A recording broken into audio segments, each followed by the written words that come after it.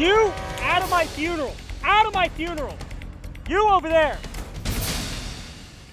Motor one's moving again. The company that you say edits all of these is Real World Police, and they've made a statement. Of course. And their statement is, they say Real World Police publishes original reporting covering U.S. law enforcement and crime. Our programming is dictated by timing, significance, prominence, availability, and significantly human interest.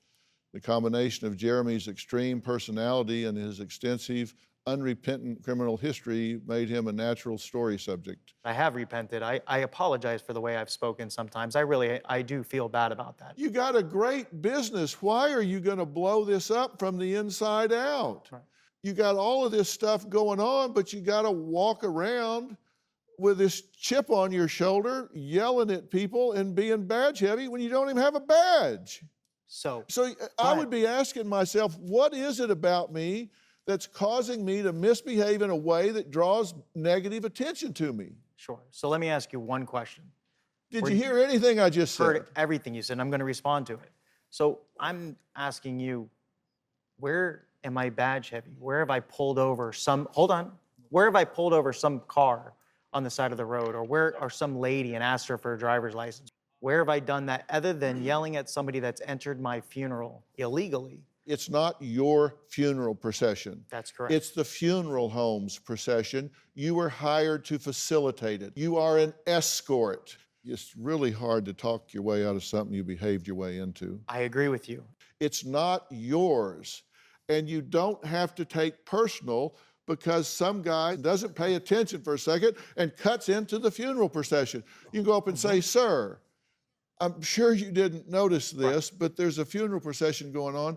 If you wouldn't mind, could you move out of here?" And if he says, screw off, then he rides in the funeral procession. It doesn't make the person get there any slower. It doesn't disrupt the graveside service.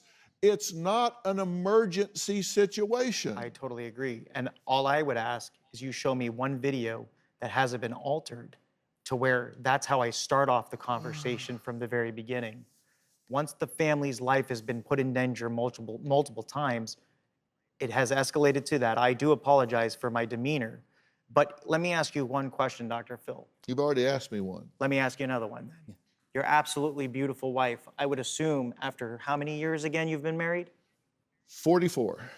If she were to pass away tomorrow, the one person that you've spent 44 years with, and she was everything to you, you'd be the most emotional, distraught person you've ever thought of. And the company that you hired that is protecting you and getting you from point A to point B safely is doing it the professional way. And somebody decides that, you know what? Your funeral doesn't matter. Your family doesn't matter.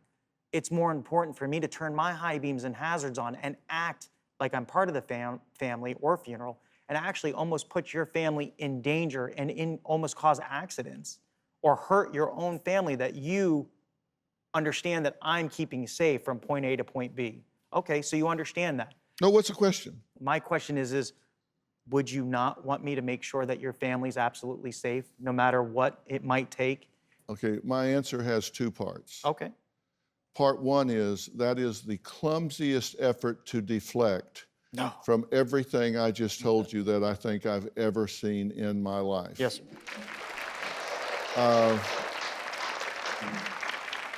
Number two, if I lost my precious wife, I wouldn't give two who was driving behind me and getting in the line. I would be totally focused on her. Right. And when I lost my son, I thought the same thing, Dr. Phil. Very sorry that you lost your son. Do you have a story or a question for me? Click the link in the description and tell me what in the world is going on.